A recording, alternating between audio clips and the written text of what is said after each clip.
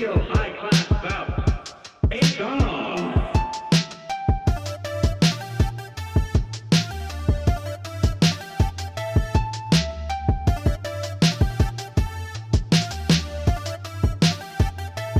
It's on!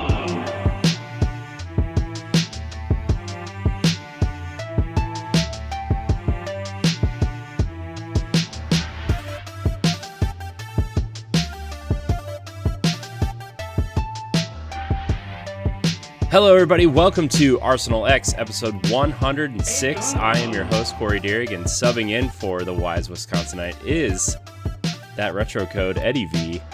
Hello, everybody. Ed, every time you mention Nintendo on this podcast, it is $1 in the swear jar. Okay. Joining us as well is Joe, a.k.a. Colonel Panic. Hiya. Yay! Joe, welcome to the show. Good to be here. Very, very happy to have you. Is anyone not pleased to be here for their first time? Or they're like, oh, I wish I was somewhere else. Probably if they, people are just polite sometimes, They're just like, oh, I'm happy to be here. And then when they get off, they're like, oh, I'm so glad it's over. Never again. Never again. Well, why don't you tell everybody who you are, what you do, and where you're from, and why you're here? Yeah, so I stream on occasion. I have a full-time job, so I stream on my free time. I am in Pittsburgh, Pennsylvania, so kind of hot right now. You're only 2 hours from me. Oh, whereabouts are... I'm in Akron, Ohio. Oh, yeah, I think I knew that. I think we had this conversation on one of Nerd Generalist streams at some point. I'm like right off the turnpike, so it could be real that like it's very fast. So I stream in my free time. I play anytime I'm streaming. I would say like the majority of my gaming is on Xbox. I've been on Xbox since the original Xbox. It's like my main platform. And every time I'm tempted by like PC, I have a PlayStation 4 and I have a Switch, but I pretty much just play exclusives on those, and everything that's like universal. Xbox feels like where I should be playing. It feels like home, to be cheesy. So whenever you guys announced that, I think Willow mentioned me, and then I was like, oh yeah, I'm totally into talk about Xbox, especially if I can talk about Halo. Yeah, play a lot of Halo. Yeah, a lot of Halo and Destiny. We're gonna be talking a lot about Halo today, actually, so awesome. It's a good thing here. Yeah, we've you and I have had some side conversations, and actually been talking to Nerd Generalist as well. So it's interesting because we're within the last week. If people who have been following Boss Rush games have seen, we've grown the team from like 5 to 12 in the last 5-6 days, and then now like the final conversations, at some like whether it's just contributing here and there or whatever with you and their generalists or whatever, however much you want to contribute to. I don't really know. We haven't gotten that far yet, but yeah, it's exciting. You are an exciting human being to be here. So that's fantastic. Yeah, anytime. Like, that's the thing. Like, I'm from, like, a small town. So, like, there's, like, you latch onto a couple people, like, that in real life that you can talk about stuff, and you don't have to, like, explain, like, the backstory of things. So, anytime you get into a scenario like this where it's like, oh, we could just talk about the stuff, and, like, you're going to understand what I don't have to be like, oh, this game is about this, and this does this. And it's just, like, it's really nice just to be able to, like, let loose and be like, let's talk about the stuff that we like to talk about. Yeah, I mean, that's pretty much why Ed and I just podcast instead of, have real friends, like real life friends. It works. Yeah. Ed and I have been podcasting for 6 years at this point, Ed? So, Wow. Yeah. Our Nintendo podcast is a little over 5 years old. So, yeah, that's why Ed sticks around. I don't know why, but he does. So, anyways, just like Link. Yeah. Except Ed, have you changed? Are you a different Ed every year we podcast? You just evolve. You just evolve into a different Link. It pretty much, yeah. The more games I play, the more that I evolve. The more stuff I try to challenge myself, I should say. The next game is just the next boomerang or hook shot in your arsenal. Yeah. Mega Buster. Well, Joe, we're happy to have you. Obviously, you are welcome to come on here anytime to talk Xbox. Yeah, we actually have a lot to talk about this week. But before we get into that, Joe, have you been playing anything fun or interesting? So I have been playing. So I did like a little circle. I took a break for a week from Destiny. So I normally would be playing Destiny pretty much exclusively. But there was a test flight for the Master Chief Collection. They updated some of Halo 3 with the ODST stuff. And it's very exciting. And I normally don't get that involved in the test flights, unless it's like completely new content. Mm-hmm. But there's a problem in Halo 3. I think there's a problem, and the community is kind of divided on it. But like the hit registration when you're playing Halo 3, so like you're basically shooting, and it's just like, I feel like I'm pretty good at Halo. And anytime I go into Halo 3 in the Master Chief Collection, it's just like constant frustration. Be like, that guy should be dead. Why is that guy still alive? Is this just multiplayer, or is it both campaign and multiplayer? It's more multiplayer. Campaign, like I could. It sometimes I felt like it's like, oh, I did that, but like when you're by yourself, it's not as frustrating, and it's the computer, so there's a built-in like excuse. But when you're playing versus somebody else, it's like you're matching one-on-one. And within Halo, it is absolutely like a gun skill game. Like if you don't get the first shot, you got like one chance to like move, and then it's like you've got to either like leave that scenario or do something else. And I feel like I'm good in that little environment. Long story short, this test flight, they fixed that hit registration. So I've been playing a lot of it. Just to make sure that I'm not crazy and that I shouldn't quit playing Halo altogether. And it feels great. So I've been playing a lot of that, and I started playing Battletoads because Battletoads came out this week. I also played a little bit of Battletoads. Oh. It's mixed. People are mixed on it right now. I feel like it is what it kind of should be. Yeah. I also feel like it's probably not like a game that I'm going to get super into. I might bump down the difficulty and play through like on easy just to like play through the everything. Mm-hmm. But I don't feel like I want to waste more than a few hours in that game personally. Yeah, it's a side-scrolling beat 'em up with some interesting power-ups, and there, the bike levels are whatever. There are kind of things where you can become invincible just to get through the game. There are accessibility things in there where you can just play through the game and never die, which is kind of nice. Yeah. But yeah, like you said, it's exactly what you would expect a Battletoads game to be. It's just I do like the art style. I could see it being like a Cartoon Network cartoon at some point, honestly, but because that's what it reminds me of. If they did like episodes of it, like I don't want. So like Battletoads wasn't around for a very long time. It's actually kind of shocking to know, I know that making a game is hard, and I know that it takes a lot of work, and like in that game there's a lot of voice acting, but like I feel like for the amount of time, like we've heard about Battletoads, like a new Battletoads game for a while now, and like when I'm playing it, it's just like it just doesn't feel like this is like a 4-year game, especially when you look at other 4-year games that come out. So I feel like if they did some sort of like episode thing where it's like, hey, there's a new episode of this, and it's just like maybe 4 hours worth of gameplay, or 2 or 4 hours, like just like a little thing that you can play through, and it's like, okay, I got my fix of a side-scrolling beat-em-up game for this week. There's a couple new jokes and stuff like that, and I'm moving on. I just don't want it to be like a thing where it's like, oh, we're gonna announce a new game in a couple years, and it's just like my level of excitement's not super high for it. Yeah.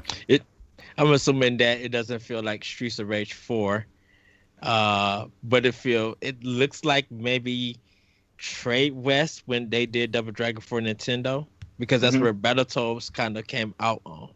So I'm assuming a lot of people who haven't really got that history with it, it may not feel that kind of way because it looks easier for some reason. It's pretty Like- simple. It's Yeah. And like if you're playing by yourself, you can tag in as the other battle toads on the D-pad, where like there's actually combos tied to tagging the other battle toads in, where like you can. I don't know which one is which, but the big one, like you can do like this massive like hand punch thing, and then call in the one with the sunglasses, and he can turn into an anvil and drop down on the guy after he's stunned by the big punch and stuff. There's actually combos tied to tagging in, but it really doesn't give you any bonus points or anything, so. It also kind of stinks that there's like this big push for games now with like couch co-op or local co-op, and it's just like, it's like just poor timing. Yeah. Like, yeah, everybody find that weird because they've been talking about Crystal Chronicles that's dropping this week that's online. And when that originally came out, it was really like couch co-op. I mean, that's the only way you could play it, and it's a GameCube, so. Oh man, that Crystal Chronicles. I feel like with no couch co-op, that game's just gonna go away like real fast. But yeah. What else are you playing? Anything? So those are the two main ones that I've been playing, and I played some of the Avengers beta, which we'll probably talk about that with the Batman stuff. But that's all I've been playing. It's been mostly Halo in that test flight. I probably put, since that flight came out, I probably put a good 16 hours in this week. So like way too much time. I mean, look, Halo, you could spend 100 hours in Halo and it wouldn't be too much time. Halo's a classic one more game. It's that like you can do one more. It's like what's 10 minutes, but you do that 5 times and you lost an hour. Yeah. So like it's a good one of those games. It is, especially the Master Chief Collection, especially if you have all the games turned on and whatever modes turned on, you're like, oh man, just one more. Or like what I've been doing, I only have Reach 3 and 4 turned on, and just Slayer and a couple other like modes like that, like SWAT and stuff, and it's just like, oh, one more, gotta do one more, and then SWAT. I'm a huge SWAT player. I love SWAT on Halo 3, and then when Halo 4 came out, I just figured out that I just really sucked at it at that point. But there's because they have that pro mode. It's that it's different. Yeah. In Halo 4, like it is noticeabally different, and I feel like the weapons hit differently. Yeah. But again, I would say you spend 2 hours in it and like just do that, and you quickly like get your sea legs. Yeah. But then as soon as you're out of it, then you have to like readjust. It is an adjustment period though. Yeah. No, for sure. Ed, what are you playing? So for Xbox, I've been playing Coffee Talk. It's like the chill hop kind of relaxing game. It's getting really good. Very interesting story dynamics that's happened. I'm still playing Okami HD, still on the last one. We're going to be finishing that soon. So I can start Dead Rising 3. I got to start that one next.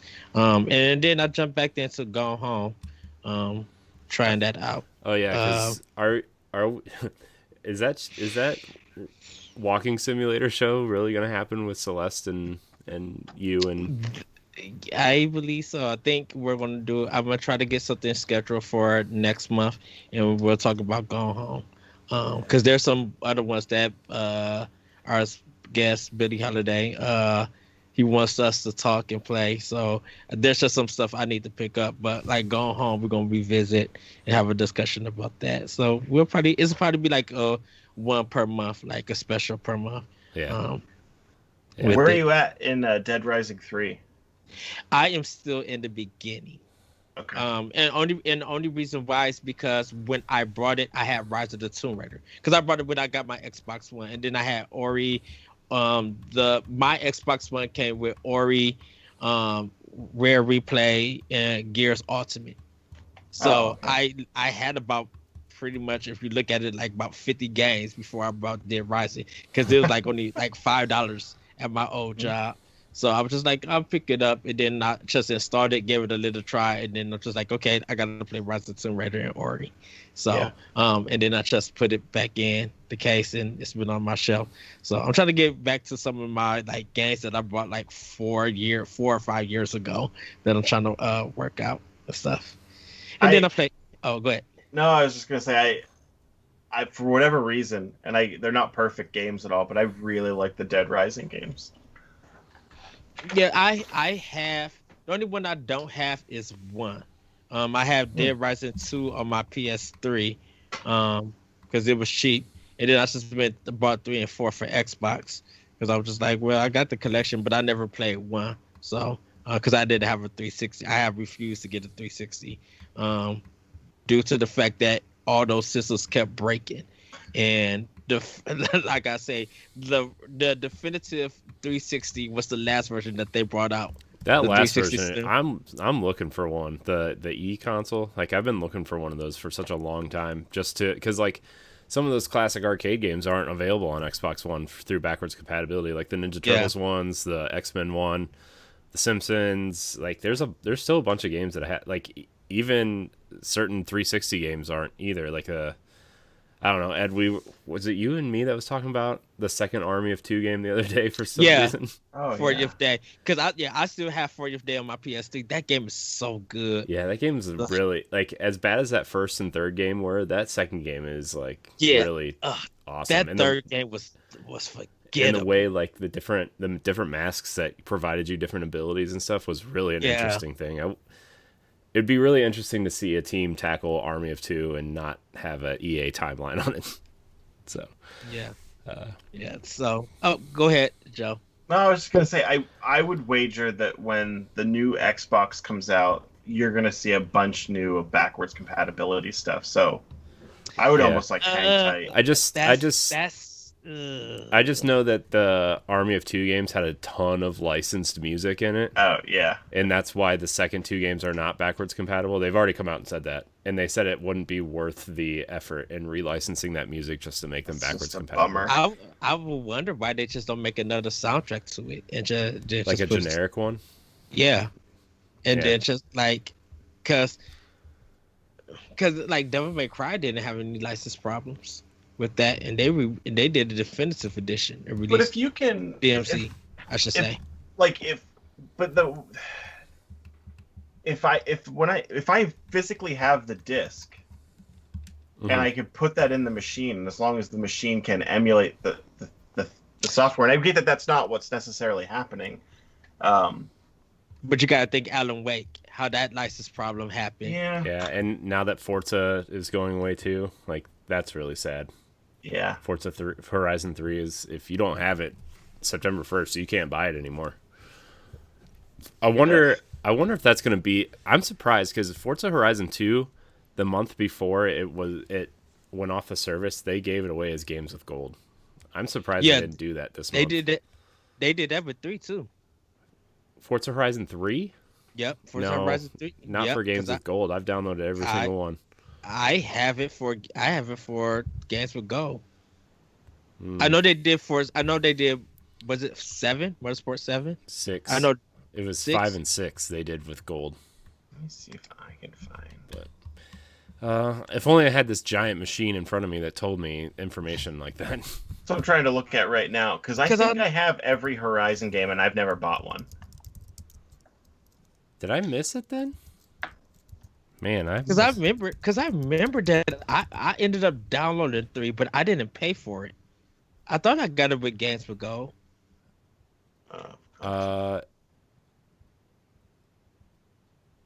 Or did they give it away for free like they did like that Lego game? Was it free? I wonder. Was it Xbox Live Gold members, this was in February of 2019. It was part of their free play days weekend event one weekend.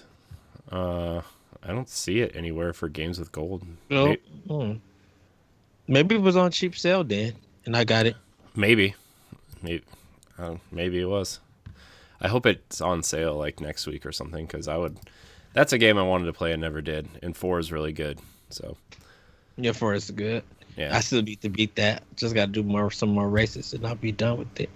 Yeah, but that's pretty much what I'm doing for Xbox. I know, and I'm going to get so much trouble in this. I downloaded, I purchased Grand Theft Auto 5 for $15 Oh for boy! Xbox. After you and Logan just had that argument in our group We did chat. so much. And,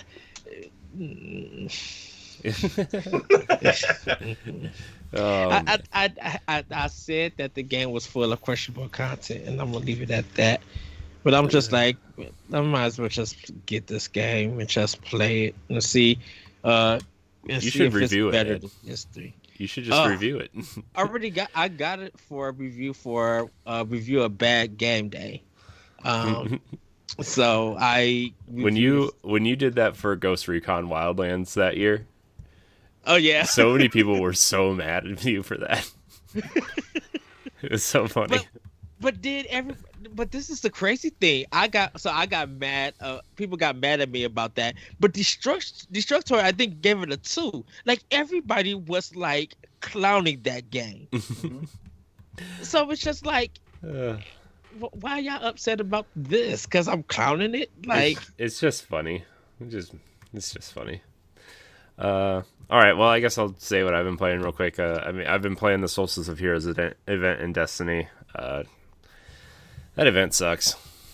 I hate that event so much. The EAZ, so grindy. the EAZ stuff just is like, why does this exist? Why does this even exist? It's because it can't be the haunted forest. It's They true. have to save that for later. That's fair. It's fair. It still sucks. It's to the point there- where I'm like, this armor's really cool, but it is not worth grinding it out. I really thought it would be, and then I looked at the qualifications, and then I'm like, this doesn't look that bad. And then I did my first EAZ event, and I was like, no, it's bad. Can I ask you guys a question? Is Destiny, when you guys grind it out like that, is that almost like crafting something like in Dungeon Quest? I mean, not Dungeon Quest, Dragon Quest, or like a role-playing game that you got to keep grinding or getting materials? That's to more make- like the catalyst for the exotic weapons, I would say. But the Solstice of Heroes armor is it's like this different weird event that nothing else really in Destiny that I can recall really has, where you start with this low level armor and then you complete these tasks and then it upgrades the armor. Because I would love to see people who play Destiny like do 200 plus some hours in Dragon Quest and get everything. Because I'm like, y'all doing the same thing. Y'all grinding. Y'all trying to get something to make some kind of weapon or whatever. So I'm like, is it like, can people do that? Or is it just, I don't like role-playing games, so I'm not going to do it, but I'll play Destiny till the end of the earth. I think Solstice of Heroes, if you were to sum it up, it's like, all that work that you put in all summer, like you take all of that summer's work, be like, do it again in 2 weeks. Do it all again in 2 weeks. And like you condense everything that you did pretty much over the course of the past 3 months into like a 2 or 3 week span. And like that's what Solstice of Heroes feels like. Mm-hmm. You just do like the abridged version. Look, It's all I want to do is the Pit of Heresy so I can get my Xenophage, and then I'm out.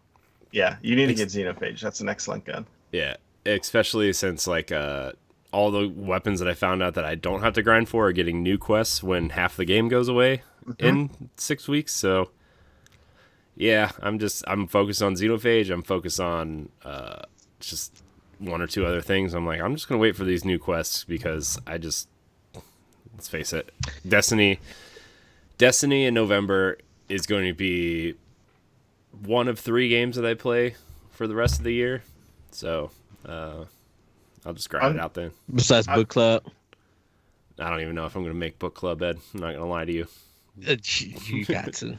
So Gotta be Destiny's 1, I'm gonna go out on the limb, is Cyberpunk number 2. No, it's actually going to be Gears Tactics. I played a little bit on the PC version. I love it. I hate using a mouse and keyboard. And I know it has full controller support and stuff, but Yeah. I have a 60-inch TV in there that I really like to play games on. And I would just rather do that. So it'll probably be that. and then probably Assassin's Creed Valhalla. Although I have been thinking about waiting on Assassin's Creed just because Destiny and Gears. I'm still lukewarm on Cyberpunk, honestly. I literally given up. I'll just play it. If it goes on a good sale for Black Friday, then I'll get it. If not, I'll wait till next year. Here's my thought. Okay, if it sells half as well as The Witcher did, it's going to be on sale in about 6 weeks at like a $40 price tag as like a look how many we sold sale. It's gonna sell. It literally is gonna sell more like crazy. I think it's gonna sell more on PC than it will on console. I think it's just gonna sell like 1,000. It's gonna sell 1,000 million copies. It's one of the Rockstar things, because we're CD Projekt Red. You're gonna buy our stuff, so by name only, we'll buy it. It could be a buggy, crappy mess, and people will still buy it. No, I don't think it's going to be a buggy mess, but I do think that game is going to be. If they do anything to it like The Witcher, it's going to be a completely different game a year after. Pretty much, yeah. Yeah. And I'm not knocking Cyberpunk, but I'm just like, that's just too many delays, and all I know like is y'all still trying to. Oh, go ahead. All I know is I didn't play The Witcher until it came to Switch, and it's one of my favorite Switch games. So, is it play well on Switch? Oh yeah, yeah. It's not very pretty, but it plays well. It's a good game for Switch though. Like I don't like if what's funny is when I got my Switch, I was really excited about Zelda. Like that was the game that sold me on Switch. Like I was like ready. I love Zelda. I was ready for a new Zelda game. And I thought when I got the Switch that I'd be like, okay, I'm going to dock it. It's going to be on my TV and I'll just play it like a console. And the exact opposite happened. Mm-hmm. I think I've had it on my TV maybe twice. Yeah. What I did for Zelda was like I did all the major story beats, I did all the major dungeons on the TV, and like found the memories and watched it all on my TV. But when I was grinding shrines, when I was finding Korok seeds, when I was crafting new weapons and armor, I put 220 hours into Zelda, and I bet maybe 15 of those were on TV. Now, this is not going to count as for the money in the bucket, but we lost power like a week and a half ago, and because of Switch, it kept the time going. Mm-hmm. For me to game, and I think a lot of people was doing that with like. I think when PS Vita was out and 3DS was out, people were doing their gaming on there. I saw people posting on people that follow that lost power, especially on the East Coast. They were busting out their 3DSs and Vitas too. They were like, "Oh man, guess I'll play Persona 4 Golden again, or I'll play some P-Cross." Right? I remember. Good. Oh no, because I was wondering like why was nobody doing xCloud like for people who had it. I was wondering why nobody was talking about it. It doesn't fully come out till September. The beta's over, I think. Oh, I thought the beta was still going. No, if you're in the preview program, like Jesse is, you still have it. But I'm pretty sure the beta is over. Because September it goes live for Ultimate. Yeah, but anyway, okay. Joe, back to your point on The Witcher on Switch. It's really scratching that Zelda itch.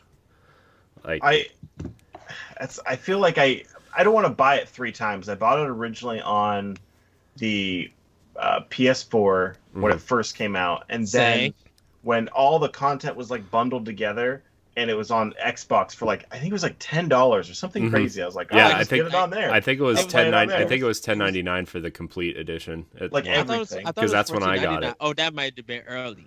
Because PlayStation, I got the complete version. I got the physical version. I got the digital version on PlayStation 4. I got the digital version and the physical version on Xbox. Ed buys games. Toys R Us was Toys R Us was closing, so I snagged those games for free. And I still plan on getting it on Switch. Because a lot of people who laughed at the Switch version, a lot of tweets was just like, "Oh, I beat The Witcher 3 on Switch." Well, they did that like. Remember when Doom came out and people were like really sorry, this isn't Nintendo Power Block, sorry buddy. When Doom came out for Switch and people were like, it's neat that this game is portable, but it kind of runs sloggy, like it just kind of sucks at running the game. They put out that patch like 3 months later, and it started running like at 45 frames a second and really well on the Switch. Still looked muddy as crap and like not as great as the other versions, but The Witcher had this big update, 3 weeks after the game came out, and totally changed the way the game looks and plays. Like it runs at probably like a locked 30 frames a second. It just feels really good to play in handheld mode. It's really fun. I'm playing on the easiest mode just to play through the story and stuff, which is how I play games in most ways now anyway. Pretty much. There's a certain point in your life. So whenever I was younger, I used to play through everything on the hardest difficulty setting. Like I would buy, but I didn't get many games. Like I was a kid, like I would get like one game for a season, more or less, and I'd be like, I want it to last as long as possible. So like when you go and collect things, I would go and I'd 100% things and collect stuff. But now, like as an adult, it's just like I find more often than not, it's like I got to play through on medium or the lowest setting just so I can play through it, just so I can play it in any amount of like reasonable time. I think normal is just. I think a lot of people who just want to jump into a game would just press start and go through the motions. Like I don't think they really think about difficulty, but easy mode for a lot of adults, definitely with their parents and stuff, that's been coming up for them. They were just like, I put it on easy so I could get through the game because I got work, a family, and all of this. So, but yet somehow people still can manage to finish Dark Souls and with a drum kit, or like a Guitar Hero guitar. Fisher Price thing. I'd be like, dang, how the heck did you? Did you see that viral video going around the other day of somebody playing Hitman 2 with a drum set with the I didn't Rock see Band it. drum set? It was insane. It was so crazy. I really want people who play Bloodborne and stuff. I really want to see them run through Mega Man 2. I just want to see them run it without knowing the boss order or being lied to.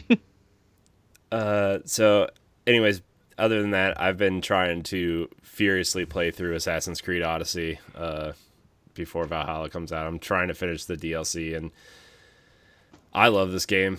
I don't really know if I have anything else new to say about it. It's just that comfort game for me right now, the way that Zelda was when it came out. It's just the game. If I don't know what to play, this is the game I'm playing. I just throw it on and just run through, kill some people, clear out some question marks, pick up some ancient tablets, maybe do 1 or 2 story missions in a 4-hour period, and then I'm done. I have a confession. I haven't played any Assassin's Creed game outside of the first 2. That's fine. You're not missing anything. If you do start now, Origins is a great place to start. Although Odyssey, I think, is much better. I think I have Odyssey on. Like when there's a good sale, like I stock up on games. Yeah. Like I'm gonna play them all. Yeah. But I think I have it like on my Xbox. I've just never played it. Yeah. Are you starting Rhyme anytime soon, Corey? Have I started Rhyme? I told you I started it, and then they took it off of Game Pass when I was like 3 or 4 hours in, and now I have to restart it, and I just haven't mustered up the energy to restart it because I don't know. That game was interesting, but not interesting enough to play the same 4 hours again. Well, you got to do it because it's book club. Nah. Don't worry, I haven't. I already beat the game, so I'm sure you did. But that's kind of all I've been playing, really. Been playing Team Building Simulator and Asset Creation Simulator. It's been great. So we have a couple topics this week. DC Fandom happened this week where they were showing off a bunch of stuff, but a lot of the movie stuff looks interesting. I think the Batman looks great. They were showing off the new Suicide Squad game and a couple other movie and stuff, but they announced two new games that are coming to Xbox One and Series X. I think Suicide Squad Kill the Justice League is only for next gen from Rocksteady. Yeah. That's Rocksteady's new game. Yeah, it is. Co-op, 4-player, seemingly co-op, drop in, drop out, and and they showed a really interesting cinematic trailer for it. Definitely a different take for the Suicide Squad than what the movies are doing, and definitely what the comics seem to be doing. I like the way the characters look in the trailer, although I think the other game they announced, Gotham Knights, looks more interesting in terms of the game that I would want to play, Because it almost seems like Suicide Squad is like inching towards the game as a service model, whereas they already confirmed that Gotham Knights is a single player experience with co-op in it if you want it, type thing. So, but yeah, what do you guys think, Joe? I know you're a Batman fan. What are your thoughts on these games? I am more excited about Gotham Knights, just because it seems like something I can sink my teeth into and like accomplish. Also, like I like the Arkham series a lot. Like I had highs and lows. I still Thoughts on Origins? I didn't play it to completion like I did the other games. It's okay. It's just not. I don't know. It felt like the old school sequels to things, where it's just like, hey, we took the same thing and we put a couple of. It didn't feel like refined in a great way. Yeah. But it's a playable game. Like I played it. It's fine. I played it on Wii U. Oh, jeez. That was interesting.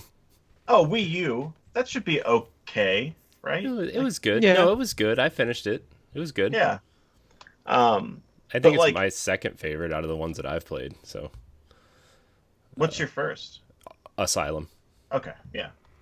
I liked driving the Batmobile. I'm not gonna lie. Like not necessarily the tank missions, so to speak, because it was basically just like a first-person shooter. It's just different. But I did like driving the Batmobile. Then I saw the bike, so I'm excited to have a different vehicle in there. The gameplay looks good. It seems like a true like RPG type game. I see like little hit registrations and stuff like that. Yeah. So I'm more excited about that game, but I also feel like they showed us more about that game than they did the Suicide Squad game. Like, yeah, they it's actually still showed 2 gameplay cryptic. segments. Yeah.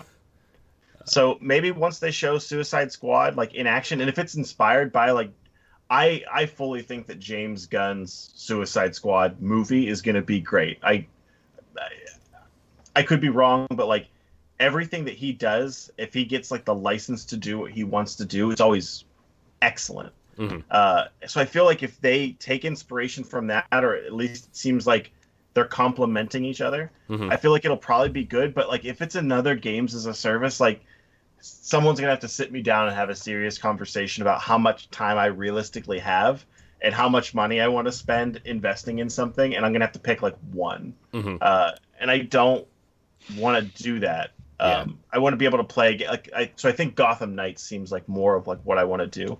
Yeah.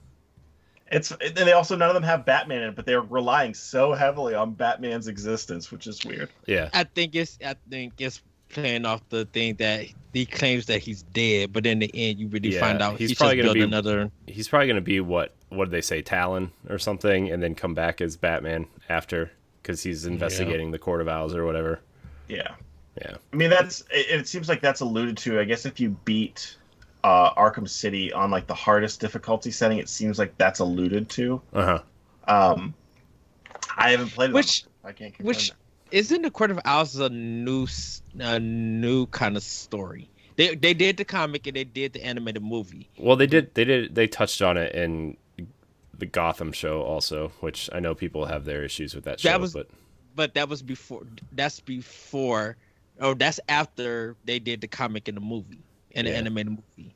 I don't know anything about it. My knowledge of Batman and my love of Batman honestly started with I watched the animated series in Batman Beyond, and then when I really fell in love with Batman was the Nolan movies, honestly. And I didn't read any of the Batman comics or anything, so yeah, because that's how I found about the Court of Owls. I read the 6th issue. I mean, it's an interesting premise, right? Like the Gotham's Illuminati are running the city behind the scenes, and you know, so. And it has an interesting look to it, and even like the tone of the trailer changed when they like showed that stuff at the end. It seemed like way scarier than the rest of it. Oh yeah, it's like, hey, it's Mr. Freeze, and it's like, well, then what about all this other stuff? Like, I really want to know how long that game is. Yeah, probably about 25 hours. I bet it's longer than that if you integrate the Court of Owls plus like all these, unless they're like the sinister organization that's making the quote unquote real Batman villains do what they're doing, right? I don't know. I bet it's probably like a I- 50 or 60 hour game. I bet. I'm thinking 25 because of like the side missions and maybe the Riddler stuff. If they're following the Arkham kind of style game, most of the extra stuff will add time. Like if you go through the story of an Arkham game, it's probably about 10, 12 hours. Depending on the combat, on how good you are with that. The only thing that would make me question the length being shorter is the fact that they're making it an RPG. Like they've said that, and then what they show on the screen makes it look like an RPG. And I'm not saying you can't do a short one because oh cripes, I always mix up the two. Outer Worlds. Outer Worlds. Outer Worlds. Yeah. Was a short RPG. But so I'm not saying that it can't be done, but it's like a big IP to have it be shorter. And I feel like once you get all the assets and everything in there, like again, Batman has a plethora of content. Like I feel like it's not much to just add time into the game, so to speak. Yeah. Well, I think it has RPG elements because I think the Arkham games kind of had the same thing where you had to get to a certain level to unlock a power and stuff like that to make yourself stronger. Well, it's you probably, weren't like. Oh, sorry, I don't mean to interrupt. No, It's probably the way something like Horizon Zero Dawn or Assassin's Creed, the newer Assassin's Creed games are set up, where like, yeah, technically it's an action game, but you level up, you have a skill tree, you have armor that benefits you in different ways, that kind of thing. I mean, if it has that in the game, then I could see that. Like, if they're fighting and you do level up, like you go to a level 2, that's an RPG kind of thing. But if you're collecting stuff or you're getting currency to better yourself, to buy stuff. How many currencies is Gotham Knight going to have? How many bats are there in the world? Bat bucks. Yeah, bat bucks. Oh goodness. But I think Gotham Knight looks interesting. Like that's something I'll definitely get and play. Suicide Squad doesn't do nothing for me, and I don't know. I know people kept bringing out Sunset Overdrive. I'm like, how many of y'all really play Sunset Overdrive? I did. I loved it. Right, and Honestly. I'm just like, y'all can't throw Sunset Overdrive into this conversation because barely any of y'all played it. Y'all didn't like it because it was on the Xbox system. It's not because it's Insomniac. It's because it's on the Xbox system. Why? Because y'all made Spider-Man go sell the way that they did with Insomniac. So y'all didn't really play Sunset Overdrive. I played it too. I like it. I enjoyed it. I finished it. Good game. I was just like, this looks terrible. It looks okay. I wish we would have got gameplay, honestly. Like, that would have been a bigger sell on me. Just because, like, there's been so many things this gen where it's just like, oh, another cinematic trailer, another, you know what I mean? And it's just kind of like, where's the gameplay? And I think that's why Gotham Knights stood out more to me, in a sense, too, is because, like, we actually saw how the game played, and we saw the characters and their different movesets and the combos, and it just looks better. It's the Assassin's Creed letdown. How they're talking about, we're building something up, we're going to show it and be like, oh, that was it? And then just watching this, it's just like, okay, I could go watch the animated movie and go get something better than this. Like, I understand people just like, oh, it's funny, it's colorful and stuff, but it's Superman that's being controlled by somebody else and he's coming out evil. And we read all about that. Like, do something original, do something different. Like, I don't know. The Suicide side. Wow. Suicide Squad? Suicide Squad, yeah. It just looks okay. Like, it looks very mediocre, and this is really disappointing for Rocksteady. Like, y'all been away for a long time, and y'all doing this. This is disappointing. But that game's, I might be mistaken. Is it 2022 though? Right? Yeah. Yeah. It's like for all, I don't think they're given any good idea of what the game is even gonna be. Yeah. I think they have. I think it's going to be co-op. Out what they have. It's going to be co-op. It's going to be a co-op game for sure, and that's all I know. Well, why not just make something original? Why do you because need? they're owned by WB, and WB Yeah. tells them what to make. And they own it was either Harry Potter or Lord of the Rings or Batman. So pick your It, poison. that literally is sad. And I understand that a certain company who has another company that a game is in this first series that's been delayed, but it's getting a lot of talent, getting around to that. That what they're doing, they know what they're doing. That new stuff could come in because they got new talent. This just looks like y'all gonna make Arkham Knight just multiplayer, or you're gonna make Arkham Asylum game multiplayer. Maybe with throwing in some Metroid ideas, and it's just gonna be like, Do you think? Do you guys really think this is gonna be a game as a service? Because it really sounds like this is gonna be like their, even though Avengers is coming out next week or 2 weeks from now, right? Next week? Is it next week already? Holy crap!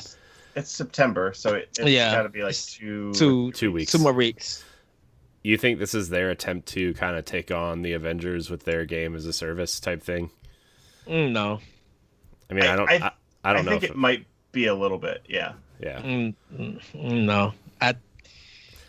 The only thing is, like, who knows if the Avengers will still be like getting new content in 2022 at this point, but I think that, like, the way that they set up that game, so, like, if you break down the trailer, they set up a very big open world of a destroyed city, right? Mm-hmm. They also had someone on the radio giving them missions and telling them where to go and what to do. Mm-hmm. All of this sounds like the Destiny loop. You know what I mean? Like, it sounds like a game as a service. And for all you know, it could just be where you get, like, however much your sentence is, and then, like, the more missions you do, like, it cuts those time off, and once you get to 0, you can, like, end the game or whatever. Yeah. But that also sounds to me like a game as a service, where, like, they could easily just keep adding, like, as you go and complete missions, they, like, rack up, like, crimes that you committed along the way, and then you then have that loop just keeps going. It's tough to say because they didn't say anything. Do you think we wait for a Game Informer and E3 next year to say something about it? Because it looks like they're not going to say no more about it until E3. Oh, 100% that they're not going to do it. They're going to wait until another event, and I would say you're probably right. It's probably E3, but even then, like, that seems almost early. It might be even like Gamescom time. Okay, so this is going to be a little bit thrown off. So Sunsoft did a game called Batman. For jeez, here we go. For a certain company. Do you think Rockstar should have did something like Rocksteady should have did something like that, and maybe used, like, I don't know, probably use something different than Suicide Squad? Do you think their game would have been more interesting if they did a different DC kind of universe, and it was kind of like a beat 'em up, or do something like Bleeding Edge in a sense? I don't think that the Suicide IP is the problem. No, it's not. I think it's the type of game that they're kind of, it's seemingly being built up to be, is the problem. I wouldn't mind a Suicide Squad game if it was what Gotham Knights is going to be, right? Like, if it's a single player experience with drop in, drop out co-op, sort of an RPG element type thing, and just make your way through the story where you're kind of taking down the different members of the Justice League who have gone awry or whatever. Like, I think that's a cool concept. If it's going to be a Destiny like that, just honestly, that turns me off, because I already have 2 games like that in my life, and I could barely play both of them, right? Like, I played The Division with my friend Mitch, and I play Destiny now. Like, it's just, I don't need another game, right? I don't need another game like that. So that's exactly where my head's at. I like the Suicide Squad, generally speaking. I think that the world could be interesting. I think the character is interesting. I think the contrast between kind of like the fun and bright-natured personality that the characters bring, in contrast with like the almost post-apocalyptic looking environment of like a destroyed city. I think all of that could be great, but I just don't want a 1,000-hour game. Yeah, that's what I don't want. Yeah, I want an end. Yeah. Not so much. I don't want to douse in the Arbor game. I just want a new idea from Rocksteady. Just Well, do plus, something like- different. Plus, like, Suicide Squad sets itself up to be like what the Avengers is trying to do, right? As like, there's so many people you could interchange into the Suicide Squad. It's not just these 4 characters that they showed in the trailer too, which is the other thing. Is like, are these other characters going to come in? Are they going to be kind of like, you know, like an archetype style character where like, okay, well this set of characters plays the same, whereas these set of characters play the same. And you're already seeing that with the Avengers in this leaked list of characters, right? Like the Hulkbuster and Hulk, or Iron Man and War Machine, or, you know, Kate Bishop and Hawkeye. Like they're the characters models already exist there. And Black Panther, I assume, is going to play like Captain America to an extent, you know, like those archetypes. The characters that are available now are clearly archetypes for characters they're adding in the future. And if the Suicide Squad is set up to be that, just with the amount of characters that are available, it's not just going to be these 4. So that's the other thing. So you think people, they're selling the familiar first, and then we'll just add everything else if you want to buy it, instead of doing like, okay, let's give you some new characters that nobody don't really talk about, and then sell you the familiars. Yeah, if you want them. like where's Killer Croc? Where's Rick Flag? Where's, you know, all these other characters that even if you're just going based off the movie, right? Like, where are these characters at? It's Polka Dot Man or whatever. Because I think it was 6 of them, 5 or was it 6 of them? No, there's only 4 of them. It was 4, I think, on the roof. It was talking about the Deadshot, movie, King. talking about the movie and the animated one. I think there was 6 characters. Oh, I don't know. I couldn't tell you. But in the trailer, it was King Shark, Captain Boomerang, Deadshot, and Harley Quinn. Which, you know, there's 4 archetypes because of 4 right there. players. But even if you watch the Suicide Squad movie, there's what? How many? There's like 15 or 20 in there that they've put in there now. Like, it's a lot. Yeah. So I don't know. Again, just the amount of characters they could add into this games as a service thing is the thing that turns me off of that game. Although I hope I'm wrong, because I would like it to be a co-op kind of, there is a definitive end to the game, and then we'll make DLC packs for it if you want to do it, right? To honestly tell y'all, I'm probably gonna forget about this whole game until next year. Yeah, I think everyone should. Yeah. I will say, after playing the beta, I am still more excited about the Suicide Squad game than I am the Avengers game, sadly. Yeah, I mean, I'm the same way, right? We talked a little bit about it before we started recording. The Avengers, just, there's something off about it. And I can honestly say, like, this feels like a committee made this game, and and they're like, what are some games that are popular and feel good to play? Let's make these characters play like that, right? We talked Thor's obviously Kratos from the new God of War games. Iron Man takes Anthem stuff, like, you know what I mean? It's there. It's all there. Do you feel like it's a Black Friday game? It's a I might try it next year when it's $10 on sale somewhere game. But even that, though, like, it's going to be a games as a service. So best case scenario, it's going to end up like a Destiny, where you're going to have a free to play version that has like that base game that was $60. It's now $10, and then you're still missing all the you're going to be locked out of content, and you'll be like, oh, you can't play this map, can't do this thing. But if the base when the raids game start coming out, you're going to be locked out of those raids. But if the base game is boring and not worth the time, why invest in it? Sure. They're banking on people buying it because it says Marvel on the box. And they're banking more of it to buy it for a PlayStation because they got Spider-Man. Which also, like, and I have a PlayStation, and I have a 4 going on 5-year-old. We play the Spider-Man game together. He loves it. And, like, it's such a bummer that, like, if I were to buy that game, I would buy it on my Xbox. But then I have to rethink and be like, I'm going to play it on my PlayStation so that we can play Spider-Man, because that's what it's just like this. This I is how don't like it. This is how exclusive things work.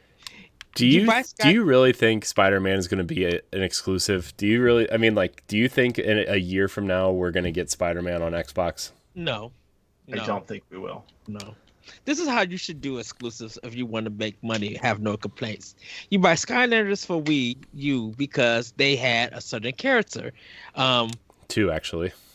Two actually, and people were gobbling that game up. You buy if you feel like that stuff is not worth your time, then you get Skylanders for the other systems. But even And then, still make money. like Spider-Man still is probably going to play a lot like Kamala Khan.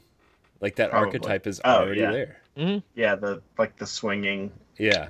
Yeah. Because they're gonna bring people. I think people are going to compare Insomniac Spider-Man to Square Enix. Yeah, Spider-Man. people are going to be pissed if he's not playing like Insomniac Spider-Man. I mean, it didn't I see like did footage, unless it was photoshopped, which it could have been. Like it's like they're using the Insomniac model. It seemed. I think it's an unlockable skin or a purchasable skin. It is not. They already The confirmed default. it's not the same Spider-Man. So I mean, I get it. I guess I get it, and it's fine. But like, I would even argue like against myself here in saying that like when I played that demo, none of the characters really felt that different. Their abilities were different, and their animations were different. But like, did I really feel like I moved that differently? No. And I like, feel Hulk like did not- everybody felt like they played the same, like speed wise, I kind of feel like the only character that felt legitimately fun to play and different was the Hulk. And I think that's just because he's so big. Yeah. Because he has to feel different because he's big. The Battletoads felt more different from each other than the characters in the Marvel game. That's Everybody- sad. Everybody save your money and wait for October to happen. A certain game is coming out for a certain system, for a certain console Wait, what? that deals with plants. Oh, Pikmin. Gotcha. This is why Ed's on the Nintendo show, everybody. So yeah, But yet on 100 some games for Xbox. yeah. So, anyways, Gotham Knights is the game that they showed that I'm most excited for. Yep. Watch the trailers, watch the gameplay stuff. It's everywhere. So, I might do some sort of video this week on it, just to have something there. But we'll see. We'll see if I have time. We're gonna kind of skip a little bit over the next story. The new Call of Duty was revealed. I don't really play Call of Duty, so I don't really care. Move along. Joe, you have any interest in it? I mean, like, I will probably play. I was never a Call of Duty person. When Modern Warfare came out, I got it for whatever reason. I was like, oh, I think I like playing this game. And I went through a phase where I played it, and I pretty much played every one for about 20 hours when they first come out, and then like fade away from it. So I will say I'm not interested right now. They will show something. I'll be like, maybe I'll pick it up. I will play it for a little bit, and then I will never play it again. The thing with me is like if I do pick it up, I play the campaign and then I put it away. Yeah. Yeah. I mean, if I'm gonna play something multiplayer, it's gonna be Halo. It's gonna be Destiny. Like, I've already established my multiplayer gaming. So, all right. Our next topic here. Control's been getting kind of ripped the past couple weeks because of their free next generation upgrade model. So the topic is kind of like free next gen upgrades. What do games do these days? Because Microsoft has kind of set this precedent of smart delivery. We're giving you free next gen upgrades to all of our games and participating third party partners. And we see Assassin's Creed getting it, Watch Dogs getting it, Cyberpunk will get it. EA is being sketchy about their Madden upgrade, that kind of thing. Control Ultimate Edition is coming out in September. It's $40 for the complete game with all the DLC and everything. It's $40. Only this edition is getting the free upgrades. And people are mad about it because they paid for it last year. And, you know, before we kind of get into this conversation, we had a little bit of this conversation on the Boss Rush podcast yesterday. My thing is that game, if people who have played Control and are playing the DLC right now have already gotten their fill of Control, right? I feel like most people. if you played it, if you wanted the best version, you bought it on a PC, and you built your PC and you bought the best version of Control and you played it, whatever. If you bought the console versions, I'm sure you played it, had a good time, played through what you wanted to, and you're out. Like, I haven't. We did it for our first video game book club. I enjoyed what I played. Yeah. I probably won't play it again, honestly. Like, I do think about that. Oh, go ahead, Ed. Oh no, I think it's still a technical mess. And if you're getting the Ultimate Edition and you're still having these technical problems, it's not even worth getting for $40 to play on the next gen up-res version. I mean, to me, this is just their way of saying, hey, we're selling it on Series X and PlayStation 5. If you buy this version, this is the version we're selling there. You can play it early, and then the upgrade will happen when you get the new console.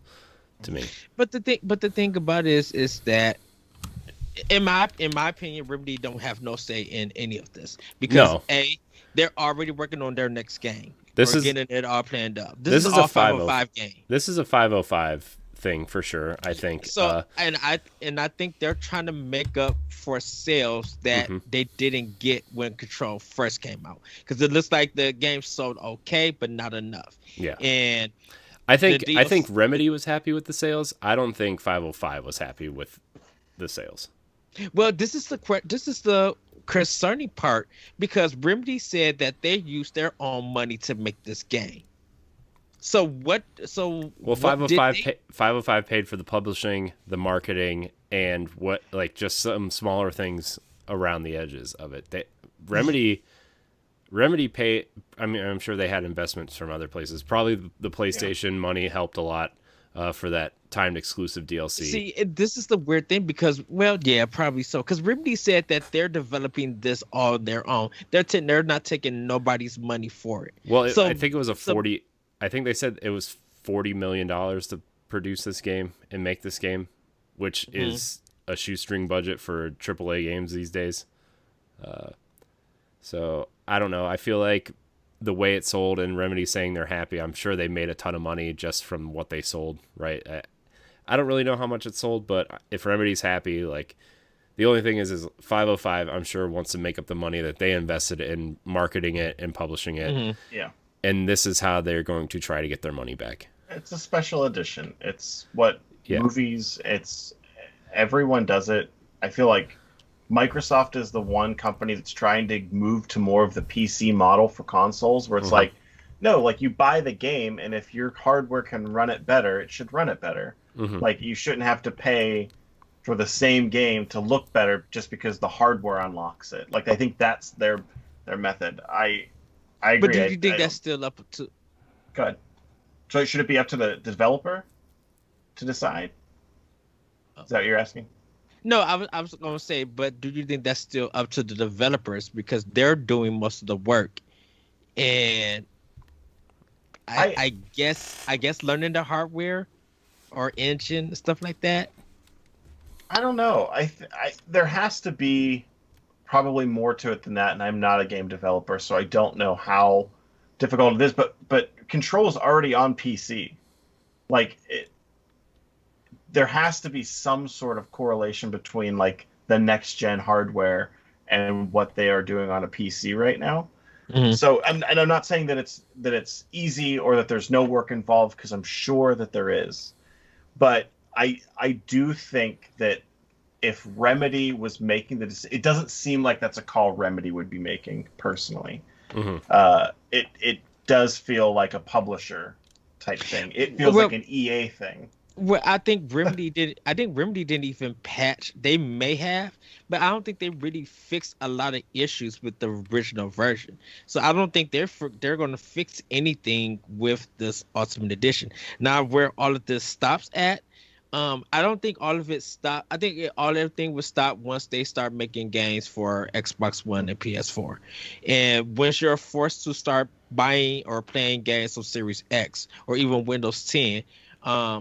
That's when all the smart delivery stuff ends. Whereas a certain first party company who allowed you just to put the disc in, be able to play it. If it's digital, okay, yes, you can't play it because it's not compatible with that system. To be fair, Nintendo is the worst at next gen upgrading. you But the thing about it is that company is thinking the business wise smart, because if we could put our product out first and make money, it shouldn't take you 2.5 years for you to be losing money to get to even. So if that particular company decides to make their stuff like that, that's their idea of business. I think with smart delivery and with PlayStation 5, whatever they do and stuff, it's going to be good because it's going to be like you already invested money into our past stuff. So just carry it over in case there's a drop, you still have something to play and it looks good. Yeah. Yeah. Instead of just waiting for like Game Pass and stuff to be on and off with things, you have enough content here. So when games really start running out for those systems, you'll have enough that will be there, that if it works, I should say.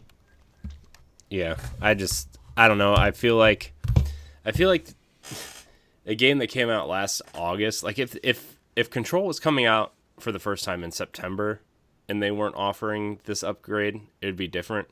But this game came out over a year ago. I feel like the cutoff is like, it's past the cutoff, right? Like I feel like anything that maybe is coming out now, maybe yes, okay, maybe you just kind of throw gamers a bone and people who get the next consoles will be able to play it, right? Like Destiny's a terrible example, but Beyond Light is coming, and they've said, okay, anybody who buys it on Xbox One will get all their purchases will carry over to Series X and smart delivery and all that stuff, right? Like I feel like with Beyond Light coming out, that's a good kind of olive branch to the gamers. Now Madden is coming out, right, with EA, and they've had to change their wording and change their stance on smart delivery so many times since they announced it that like I don't even know if EA knows what they're doing with smart delivery at this point. At this point in time, I no. I think the fans of their sports games, I don't even think they know what smart delivery is. They just want to play whatever's out there, and that's it. But they're making two versions. The one for the current gen, which will soon be previous gen, is not. It's not called Madden, right? It's called something else. No, right? I think it's still called Madden. It's still called Madden. There's a different version though coming out for next gen. Yeah, like they're technically saying it's not the same game, so they don't have to do smart delivery, right? Yeah. Is it like a league something? It's there's got to be like a colon. It's like a Champions Edition, I think is what they're calling it for the next gen. Kind of like almost like FIFA is. Yeah, and the Xbox versions of the game, the Xbox One versions of the game are leaking out, and it like this is the first kind of run of games that's getting the new kind of Xbox physical packaging where it says Xbox One and Xbox Series X on it. This is the first game that's come out with those packaging that does not say optimized for Series X. Yeah. Because they don't want to do that. It's going to be available via backwards compatibility on Series X. But if you want the Series X version, it's a different version. Yeah. But I think you got to see what Series X actually does sell wise when the system comes out. I mean, they have to go buy PlayStation 5 also, right? Like, I mean, well, yeah, but I think in this point in time, right now, I think people will wait on Series X and get PlayStation 5 because of Halo's delay. Which we're gonna get into that. And I think more people. I think because that delay for Halo, for some people, not everybody, for some people have delayed their purchase for Series X. Well, let's get into it. Actually, we have a question from Greg Osterman III. He writes in. He says, "Hey, Axers, 2 questions about Halo. With the delay has had me thinking. Do you think the Xbox Series X launching with a beta of Infinite's multiplayer would be smart? And do you think dropping the Xbox One version would be better for the product?" Joe, I'm going to go your way first because you are the Halo guy on this panel at this point. So, to answer just the question and not add like an actual like strategic thought to it. Mhm. Do I think that launching with a beta and dropping the Xbox One version would be better overall? 100%. Do I think any of that will happen? I would say I would be very, very shocked if any of that happened. I think that they've made too many promises around Halo and set so many expectations that have, I don't want to say been dashed. One clearly, which is the release window, but from the beginning they've been like, it's coming out on both. It's coming out on both. It'll be able to play together. It's cross-play. You're going to be able to do it. That if they were to do that, I think there would be a kind of a big problem, because I bet there are people that when Halo comes out that they're not going to buy a Series X, but they're going to buy a Xbox One X. Mm-hmm. Like, I think because it'll be probably $300. Yeah. So I think that if they were to do that, it would be bad. I think that they are nowhere near ready to have a public beta for like a release window. I mean, I could be wrong, but I'd be kind of shocked if they did it this year. I think maybe January or like early next year, maybe. I don't think it'll come out. A beta will happen this year, though. So 343 had nothing really to show with Halo. And the reason why is because they had time to show all of this gameplay, but all we got was CGI trailers. You know, of course. You mean for the other games? No, I'm talking about for Halo Infinite. Halo Infinite, they had a whole gameplay demo. Right, I'm talking before the Halo Infinite before that. gameplay. Okay. All they show, they were building it up, and I think because they had a new engine, I think they still was trying to figure stuff out, and still to this point, they're trying to figure stuff out. Well, the thing is like the reason why Halo 5 was delayed. The Slipspace engine was supposed to have Halo 5 running on it, apparently, and they didn't have it done in time. So that's why Halo 5's campaign was kind of not great. Blah. It was interesting. It's not good. It was passable. It was fun to shoot stuff. I would say it's less than passable. Yeah. I mean, I love Halo, and Halo 5's campaign is passable. The worst one. Passable as in it works, and that's it. It was passable as there was a series of levels that you could go through with your friends and shoot stuff and not really pay attention. Yes, pretty much. Yes. Which is, it's like Halo is like the one first-person shooter that is so story-rich, right? Like even since the very first game, I feel like the story in the first game was way better than even anything they attempted in Halo 5. I think I know what 343's problem is, and this is Before you answer, sure. No. Can I switch it with you? If the Coalition had Halo's engine, and they were doing Halo, do you think they would be on time due to the fact that we know that they've been successful with Gears? No. Even though most of those people who worked at the Coalition worked on Unreal Engine. I don't think it's anything to do with the technical ability of making a game right now. I think with Halo 5 that was part of it, but I don't think that's the problem now. I was thinking more of the engine. Well, yeah, I don't think that's the problem now. Yeah, let's let Joe finish his thought. Okay. Yeah. I think 343 has an identity problem with Halo. I don't think they know what story to tell necessarily. I don't think they know what direction to go in. If you look at Halo 4, and I think they of course Microsoft had to buy Halo. Like they had to outright keep it in their own ecosystem for themselves, because that sold the Xbox. Mm-hmm. So they can't let that go. So they had to keep it. And they kept a lot of I know the only one that I truly know is Frank O'Connor is still there, but I don't know how much of the original Bungie team stayed. I think they split in almost directly in half, where the people that wanted to work on Halo went to 343, and the people that wanted to keep working on Destiny went with Bungie. But if you look at when they picked up Halo 4, a fantastic concept art. I truly great concept art, and even the first the story missions of Halo 4 are surprisingly good. Metroid Prime, because everybody was connecting it to retro. They was connected this looks like a Metroid Prime game. But it just didn't feel the same because I don't think they had that identity. It wasn't theirs. They were taking something from somebody else's. And it's like, you need to keep making these. Mhm. And then when Halo 5 came out, and like they got the feedback of like, hey, the story's good, multiplayer's, what are you doing? It's kind of like Halo Reach, and Halo Reach is pretty. It's a split opinion on people. I love Halo, and Halo Reach multiplayer is like one of my least favorites. And I feel like when they did that, then they flipped it. They like, okay, let's focus more on the multiplayer. And Halo 5's multiplayer is fantastic. I mean, it doesn't feel quite like the original Halo, but I think that's fine. It's an evolution.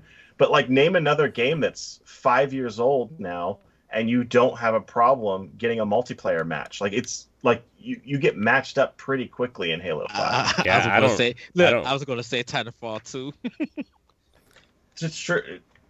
It's Titanfall 2 is still a little bit younger though, but like it's either way. Like the multiplayer in Halo 5 is pretty good, but the story is not great because you could tell there's. And I think with this though, like, it's a spiritual reboot, and be like, well, what does that mean though? Like, you're just saying something to appease the OG people that want no sprint in Halo, but yet you don't want to lose your current audience. And I think when they got this wave of feedback that was like, I don't know if it was mostly negative. I don't have the numbers on it, but like, I don't want to say I'm pretty have an ear to the ground in the Halo community, and a lot of people were like upset, which I don't personally get. Like, it's a game you haven't played. It's not out yet. It's still like, it's in development. I think they're like, oh crap, like, we need to do X, Y, and Z before we get there. And I don't think they necessarily feel great about knowing that those things are going to solve all the problems, personally. I was telling Corey, because we had this talk before, I feel like with Microsoft itself, they're talking about all this ray tracing, all these teraflops, and all of this stuff, marketing what the system can do. And this feels like their games are not proving everything that they're marketing. Ray tracing is not even in Halo right now. Yeah. So with Halo Infinite, I think a lot of people who looked at it, who just like graphically, it didn't look impressive, and it's just like, it's not displaying everything that Microsoft is promising with their system. And this is going to bring doubt to a lot of people. If they cannot bring games out that's going to match up to the wording that they're saying, that's going to hurt Series X. And Halo Infinite is definitely hurting that system. It don't matter if you got Game Pass or Smart Delivery or whatever. If it's hurting your system, it's going to make it hard for you to sell, because now you got to think of another marketing strategy on how to sell this. And so, yeah, I feel like I feel like they don't need to put out a beta for their multiplayer, because I don't think the game, like you said, is just not ready. It's not ready to have that. I think you could still do a one version, but do that when the Series X version come out. I would rather you guys work on that, because if we were able to do that with a 2017 March release game, that came out. He's trying on so two hard systems. not to mention Nintendo in this episode. It's hilarious. And we were able to do that, and people bought it on both systems and enjoyed it. I think Halo Infinite could get that same reception if they take time with it. And plus, model your strategy like that one company did for 2017 with their system, where you was hitting every big game. So yeah, you got Halo Infinite, you got Hellblade, you got Fable, Forza, whatever you got, you can hit people with that. And I think Halo Infinite should come out where it's 2021's Game of the Year nomination. Not saying that it will win, but it needs to be on the nomination list. I think it has to, for Halo to even, like, I don't know. I'm not really one of these people that believes that if your previous games are bad and you come out with a new one, it's going to be like, it's the end all be all. But Halo, I feel like, is such a different beast in that category, where, like, ever since 343 took over, people have been disappointed in one way or another. I really liked Halo 4. I honestly think Halo 4 might be my favorite in the series. But I could admit, Joe, you might get on me about this. I think Halo 5 is the best out of the whole series. And if I have to I always have to add the caveat that but the campaign is the worst one. But I play Halo. I probably played Halo. I have more hours in Halo 5 than I think any other Halo game. I think with the campaign for Halo 5, it was the cutscenes and just getting into the action. I mean, there's no denying that the cutscenes are amazing looking and the combat is great. It's just the general story and just the story. Yeah. And you're playing the same boss, what, 6-7 times? You play the same guy. At one point, you play multiple versions of the same boss. I think that was close to the end of the game. Yeah, and Master Chief is only in it's less than half of the game. It's 3 missions. There's 15 story missions, and he's in 3 of them. So it's not the technical ability. If you were to just have Halo 5's multiplayer and redo it and it be that's Halo Infinite, I think it would be fine. It's a solid game, and it still looks good. It's one of the best. It's still one of the best looking first party games. I play 100%. Halo 5 once in a while, and every time I turn it on, I'm like, man, I can't believe this game still looks this good. Still looks good. Yeah, and I think because 343 Studios is definitely going in a different direction where they're taking Halo Infinite and making it open world. I think they probably looked at Gears 5 and see the reception of that, how people really enjoyed the open worldness of Gears 5 here and there at parts. And I think because they're going in a new direction, they need some time to figure out if we're going to go in this direction, we need to make sure we flesh this out. Mm-hmm. Do you think Halo is going to work as an open world game? I think so. Yes. Yeah. I do too. If the thing with Halo Infinite is that you have to put in rewards for people who are going to explore this world. So if you are going to have your gun and stuff, it needs to be some components in there to enhance it. It's as cliche as it is. If you're going to have people explore, there needs to be rewards to it. Mm-hmm. Because that's what people are going to be exploring. You did it in Horizon Zero Dawn, that you went and explored to get your character better and make your weapons better. So why not do it for Halo Infinite? If you're going to have it somewhere. You think that's going to exist? You think there's going to be RPG elements in Halo? It should be. I mean, I'm not opposed to it. I've been saying that for a while now, but I don't need it to be Destiny, but I would like some sort of oh well, Master Chief's been stuck in space in this rickety armor, right? So maybe he finds ways to upgrade his armor to make it, give it better, overshields or whatever. You know what I mean? I think there's a way to do it without pissing off the original Halo fans. Because it doesn't make sense that you in this open world, you go somewhere to destroy something and you don't get nothing out of it. Take some of that equipment that you destroy that's still usable. You already got a person who's looking for parts and stuff. Why can't he use those parts to enhance you as the player? Mm-hmm. Mm-hmm. I think for the campaign, doing all that's fine. I think it's got to be mostly cosmetic. I think you get kind of like Batman, where you get the unlock weapons and then you can do new things.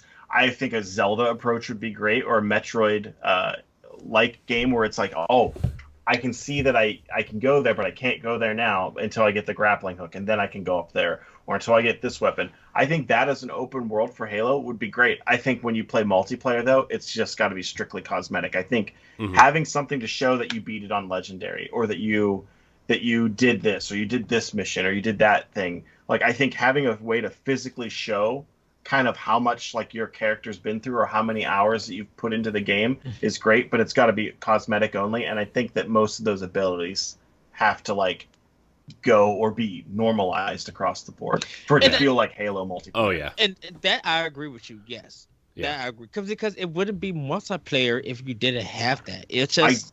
I don't need a Destiny multiplayer in Halo. That's the one thing I don't want. I mean, Destiny is already a nightmare to balance anyway, and you see people using the same weapons over and over and over again. And I think that's why like when I play PvP stuff, like I think that's why I go to Halo over Destiny is because Every time. the simplicity. I know what the auto rifle is supposed to feel like. I know what the battle rifle is supposed to feel like. I know what the Magnum is supposed to feel like. You know, like I know what these weapons feel like, and the simplicity that Halo offers is such a.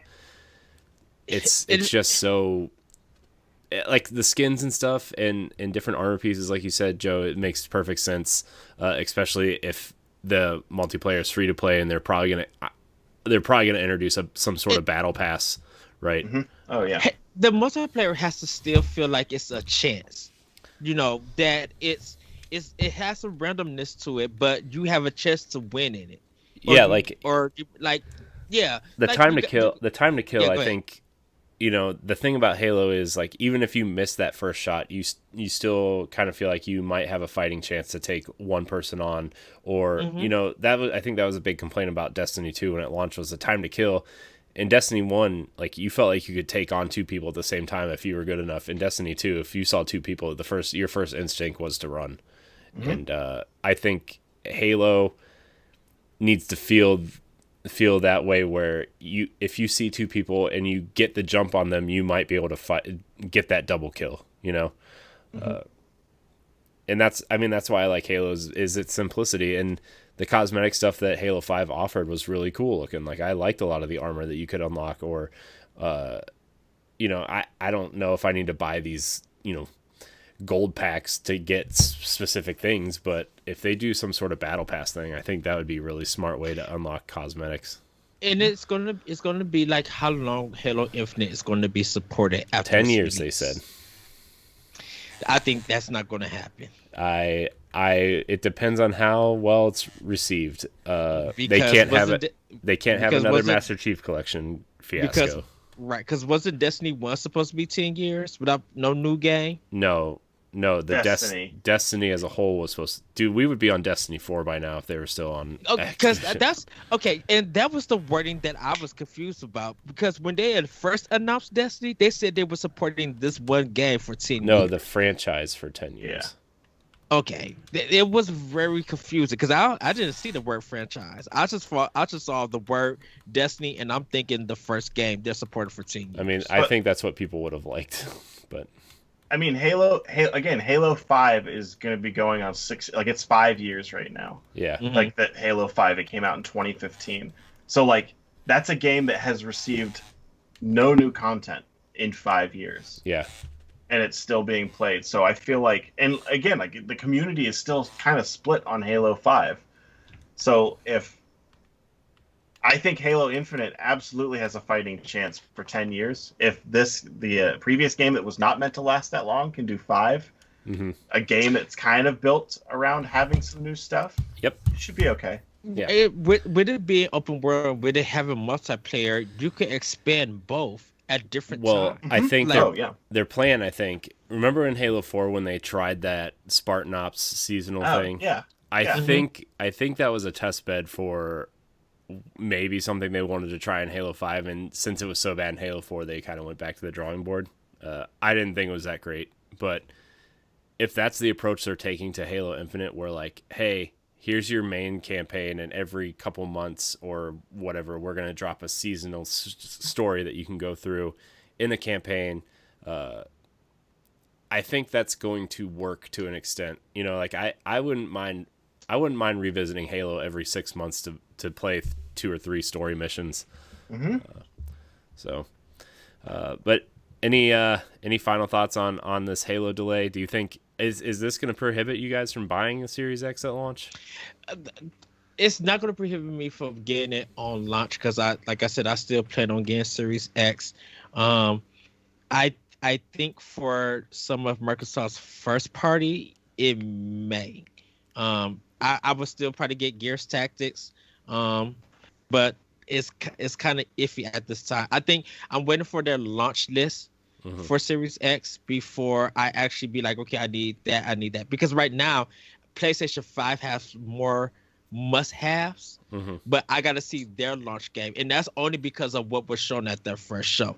I'm not saying that Series X don't have anything that I want, because right now, that Namco anime game that they showed on the first time, that's the must-have literally for Series X over everything Hmm. at this point in time. I think they just got to really bring it. Like I said, I need to see what their launch thing is going to be, and hopefully that I might, like with the TV that I got, that I'm ready to do everything that they're going to be offering me. Yeah. You know, so at this time, I'm still going to get the system. I'm just got to find out what games I'm going to have to support that system. Yeah. Joe, what about you?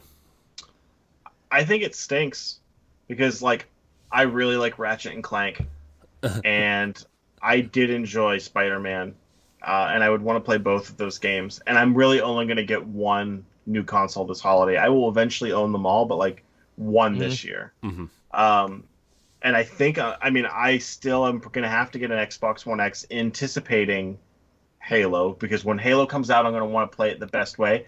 But in all honesty, the only other reason why I'm getting this is not even first party games. I'm going to get it so I can play Destiny at 4K 60. Yeah, that's like I'm the gonna main reason. So I can play Cyberpunk at hopefully something, and it's cheaper than me putting a 2080 Ti in my computer. I'm assuming it's going to be cheaper than putting a 2080 Ti in my computer. I hope so. So it almost has to be, but like I hope so. Yeah.